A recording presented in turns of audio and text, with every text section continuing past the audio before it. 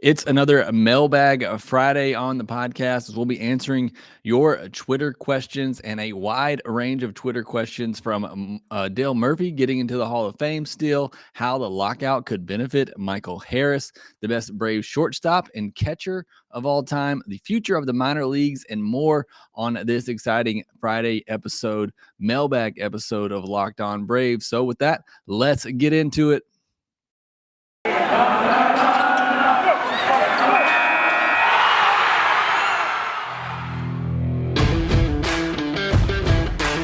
Hey, this is Stacey Gotsoulias, DC Lundberg, Ryan Finkelstein, Taylor Blake Ward, host of Locked On Yankees, Locked On Mariners, Locked On Mets, Locked On Angels, and you're listening to Locked On Braves. Locked On Braves, Locked On Braves, part of the Locked On Podcast Network.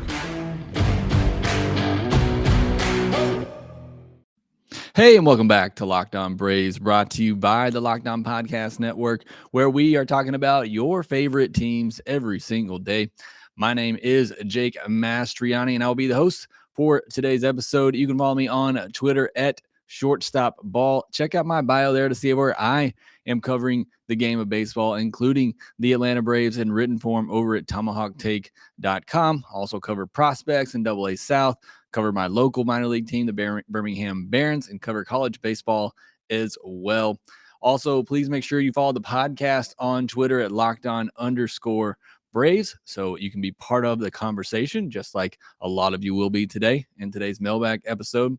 Please subscribe to the Locked On Braves podcast wherever you get your podcast. And if you are listening, watching on YouTube, please hit that subscribe button. Really does help out the show.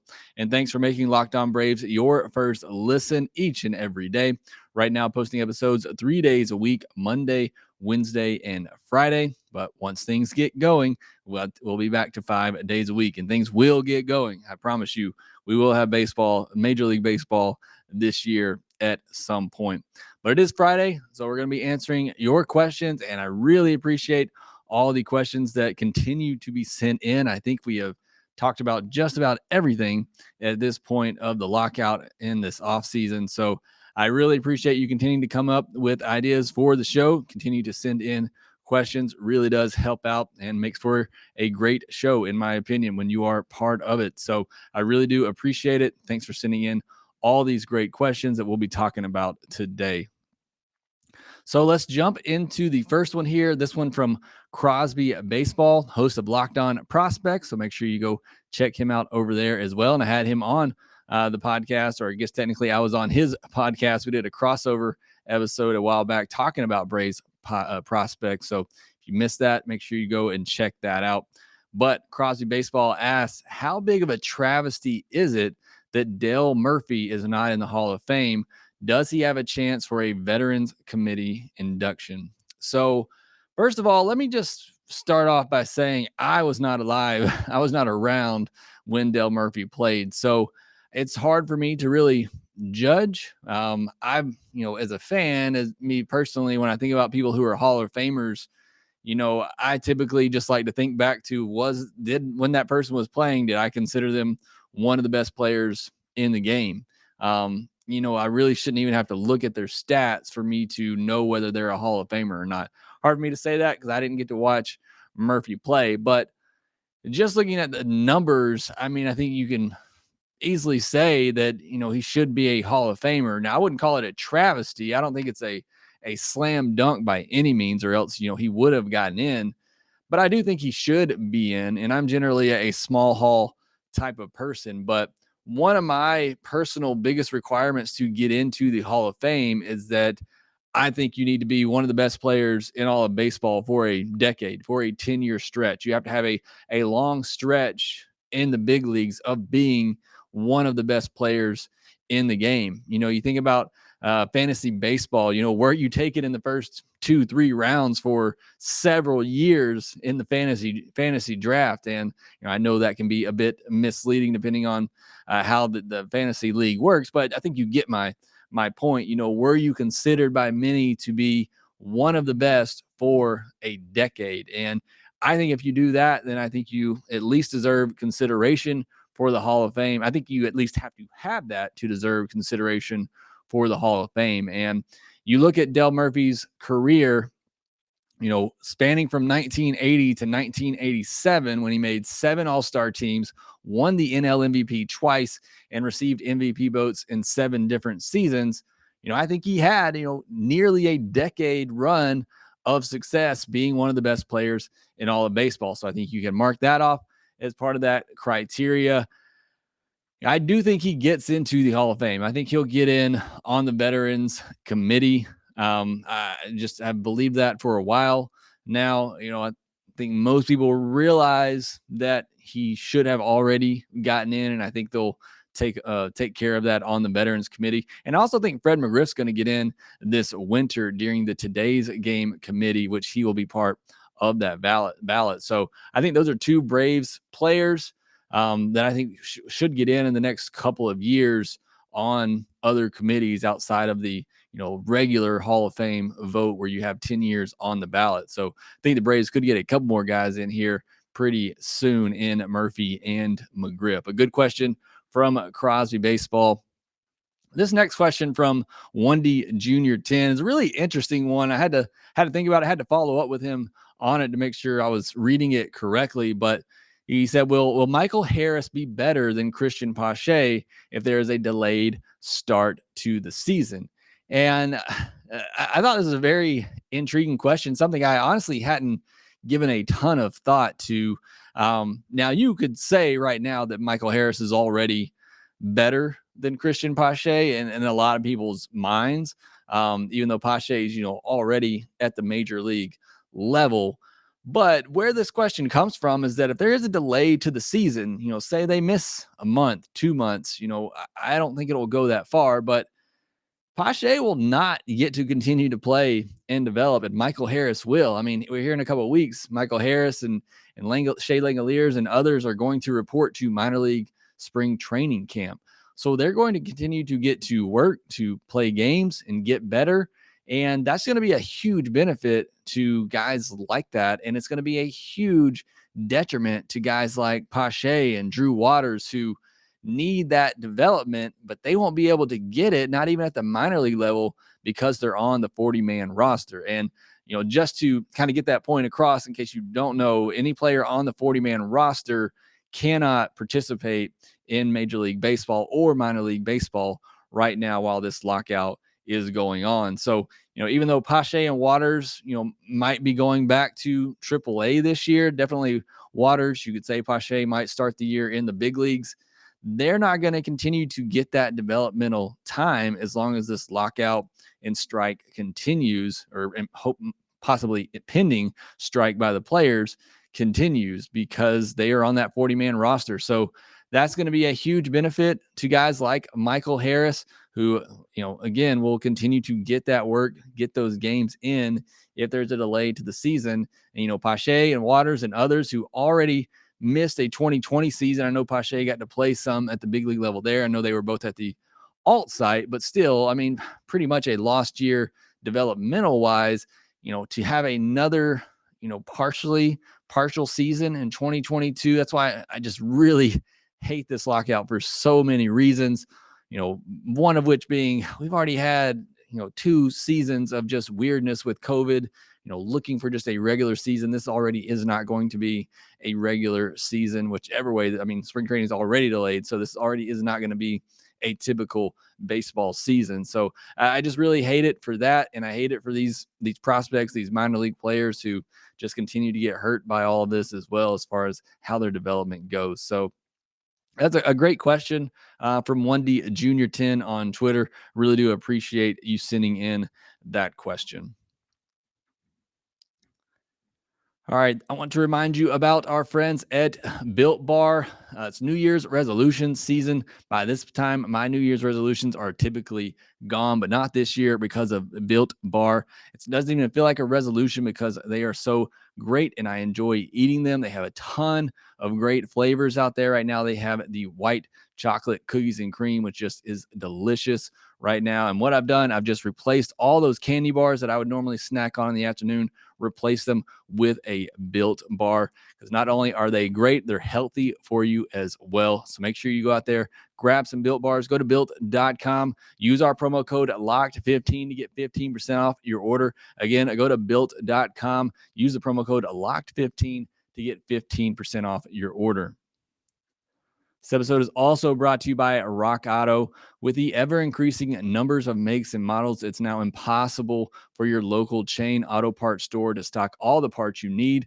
Why endure often pointless or seemingly intimidating questions and wait while the person behind the counter orders the parts on their computer? You can do that at home by yourself, and they only get to choose from a certain brand. So you can do this at home. Go to your computer, go to rockauto.com and order the parts that you need for your car. Why choose to spend 30, 50, sometimes even 100% more for the exact same auto parts at a chain store or new car dealership? Rock Auto is a family business serving do-it-yourselfers for over 20 years. Rock Auto prices are reliably low for every customer, and they have everything you need from brake parts, tail lamps, motor oil, and even new carpet. Go to rockauto.com right now. See all the parts available for your car or truck. And while you're there, please do us a favor, write Locked On in there. How did you hear about us box? So they know that we sent you. Again, really supports the show. Amazing selection at reliably low prices. All the parts your car will ever need. rockauto.com. All right, take some more questions here. This one coming from Chris Shaffy84 on Twitter, who says, who was the Braves' best shortstop, Jeff Blauser or Rafael Furcal? Who was their best catcher, Javy Lopez or Brian McCann? So I love these questions. Very interesting. I'll be honest, when I read these, I thought they were both very easy to me. I thought Furcal for sure, McCann for sure. But when you look at the numbers, they are a lot closer than I would have guessed. Now, obviously, Furcal, McCann are kind of more my era, so maybe that's why I sort of lean towards them. But also, Furcal is just one of my favorite players, Braves players of all time. Andrelton Simmons, I got him above both of them. He may be my favorite player of all time. Maybe right there behind Ozzie Smith. So, again, I love Furcal, but just breaking down the numbers really quickly, you had a 33.1 WAR for Furcal, according to Fangraphs, 19.7 WAR for Blauser, so Furcal takes that one. A 99 WRC plus for Furcal, a 106 WRC plus for Blauser, so Blauser takes that one. Furcal / 281, 346, 402, while Blauser / 262, 354, 406. So those on-base and slugging numbers are pretty much identical, but Furcal gets them with the average. 113 home runs for Furcal, 122 for Blauser. I'm telling you, this is really close. Furcal does get him on the stolen bases with 314 to 65. Furcal was a 2000 Rookie of the Year winner, a 3-time All-Star, received MVP votes in 2 seasons, and was much better defensively, while Blauser was a 2-time All-Star, a 1997 Silver Slugger, something Furcal didn't have. He also received MVP votes in 2 seasons, won the World Series in 1995. Both of them kind of fell off a cliff. Blauser even more so. He had a really good season, his second to last season, and his last 2 seasons were just really bad. I still would give the nod to Furcal here because of his speed and his defense. I mean, he was just really good defensively, a rocket of an arm. So the numbers were a lot closer than I would have thought before I looked them up and compared them, but still going to go Furcal here. But let me know who you would take between those two. And then at the catcher position, Javy Lopez and Brian McCann. Lopez 30.7 WAR, again, according to Fangraphs. McCann 54.5. So a big discrepancy there. Fangraphs was really high on Brian McCann defensively, and that's where those big margins come in. But again, WRC plus goes to Lopez at 112 and McCann right behind him at 110. Lopez slashed 287, 337, 491.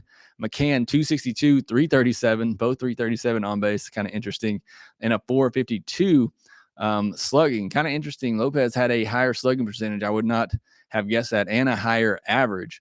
260 home runs for Lopez, 282 for McCann. Lopez finished 10th in 1994 Rookie of the Year voting, a 3-time All-Star, 2003 Silver Slugger, received MVP votes in 2 seasons, including a top 5 finish, and won the 1995 World Series. McCann, a 7-time All-Star, big edge there. A 6-time Silver Slugger Award, big edge there.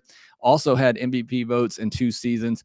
Won a World Series with the Astros in 2017. Put a little asterisk by that one. Like I said, was much better defensively according to Fangraphs. This one shocked me a little bit. Again, Lopez is kind of in my younger years, so maybe I just don't remember exactly how great he was. But that average, that slugging being higher than McCann really caught me by surprise. Still going to give the edge to McCann here. Just all around, I think was a better player. But this was a really close one. I think you could go either way here. But again, let me know on both of these. Who would you take? Would you take Furcal? Would you take Blauser? Would you take Lopez? Would you take McCann? So another really good question there from Chris. All right, this next question comes from VT Murdoch. Always got great questions out there. He said, what is the future of the minor leagues? Will they be part of the MLB union? Will farm system expand salaries, housing? So I like this question a lot because I think the minor leagues are set to really kind of take off right now, especially if the Major League Baseball season does go into the lockout. Maybe the best part, the only good thing about a lockout is it will put a lot of eyes on minor league baseball, and it could help that league grow a ton. Look, I'm not a huge fan of unions. I understand why they're needed in sports, but it may be time for minor league baseball to come up with their own union. Look, it's time that they get paid more. I'm not saying they need to break the bank. There's something to, battling through those minor leagues to get to that big payday.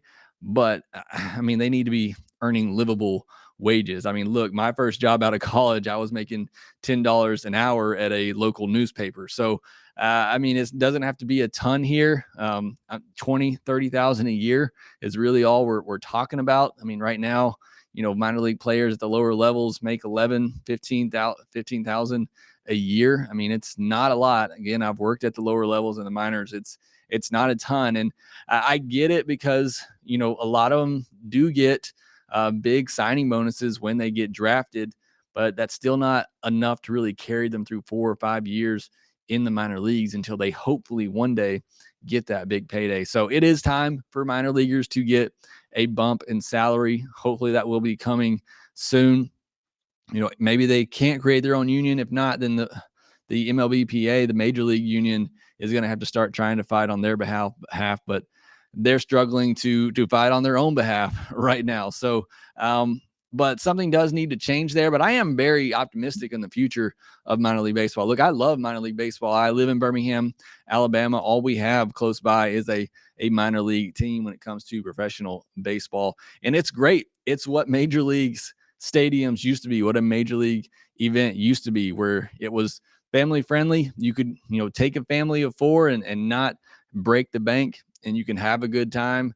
And that's what minor league baseball is. And I think with the growing interest in prospects, and being able to get more eyes on prospects and the hype on these prospects, I think the baseball card world is helping that as well. Fantasy baseball, dynasty leagues. Look, I joined a dynasty baseball league just because I needed to be more informed on all these prospects, because there's a great number of people out there, who know so much about these prospects and are so well informed. So I think the minor league game is growing, and I think it's doing really good things. And I think it's just going to get better as they get more exposure. You have MILB.TV, where you can watch pretty much any minor league game every night. Obviously comes with a subscription, but I enjoyed that, more so in the off season. I didn't have as much time during the season, but during the off season, going back to be able to watch all those prospects. There's just so much exposure now for the minor leagues. I think the minor league baseball is in a really good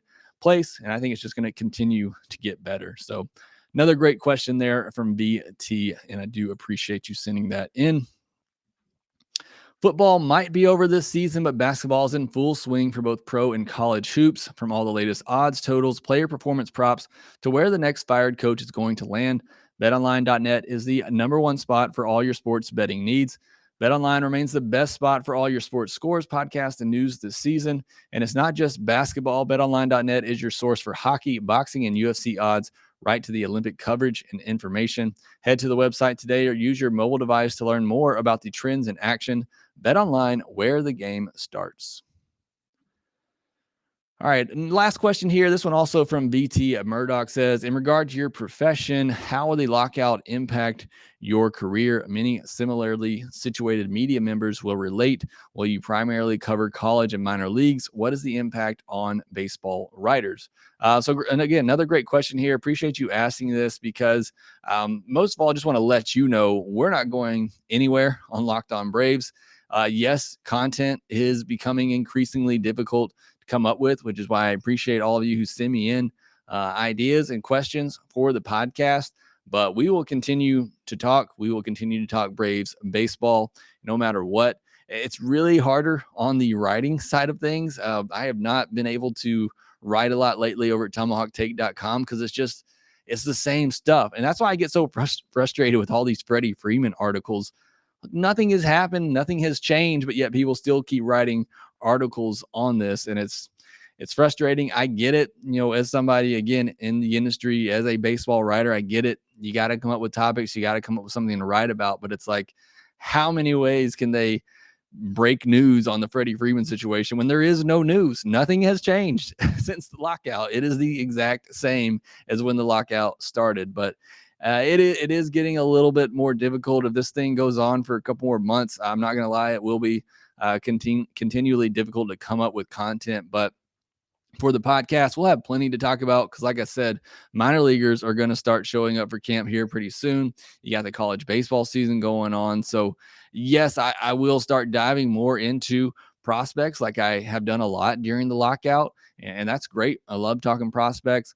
Probably get into college baseball a little bit more, talking about draft prospects there. So there'll still be, a ton to talk about, but it is going to get even more difficult the longer this drags out. 2020 was really, really tough. And I'll just be honest, we lost a lot of readers over at tomahawktake.com during that pandemic. I mean, it was just tough coming up with content. People fed up, with the two sides who couldn't come together, during a pandemic to play baseball. So, it is going to be tough. Hopefully you all stick through it with me, but we will continue to have content. Like I said, we'll still be at least 3 days a week until the lockout is ended. So we'll be here. Don't worry about that. We'll be talking Braves baseball. We'll be talking Major League Baseball throughout. All right, then I wanted to end just talking about the latest on the CBA talks. I kind of waited till later in Friday to see if anything significant happened on Friday. Spoiler alert, it did not. Look, I'm not feeling very confident at this point that a deal will get done by February 28th. Major League Baseball owners, the league, already announced that spring training games are canceled through March 7th. So spring training games would not even start until March 8th at the earliest. But look, nothing's changed. They've met every day this week, and very little has changed. I should say nothing has changed. Very little has changed, and really nothing significant has changed on the money aspects of things, which a deal's not going to get done until that happens. Now, I guess the only real substantial thing from Friday is that they met for a lot longer than they had been the rest of the week. So I think both sides really are feeling the pressure. I hope so, but neither one of them is really giving in to that pressure. And until one side does that, nothing's going to get done. So I've tried to be as optimistic as I can be throughout all this, but I'm not feeling great about a deal getting done by February 28th deadline. I'm feeling like a delayed season is coming. They're just too far apart on too many key issues involving money, which is what this is all about. How can the owners keep their money? How can the players get more of the owners' money? That's what all of this is about. Don't fool yourself into thinking anything else. It's about money, and they are still far apart on all of on those big items there. So again, I think right now, I think the season will be delayed.